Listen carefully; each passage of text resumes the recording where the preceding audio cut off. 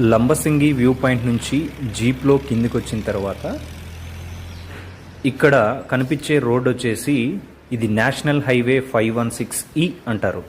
ఇదేంటంటే రాజమహేంద్రవరం నుంచి మీకు విజయనగరం వరకు కూడా ఈ కొత్తగా నేషనల్ హైవే వేస్తున్నారు.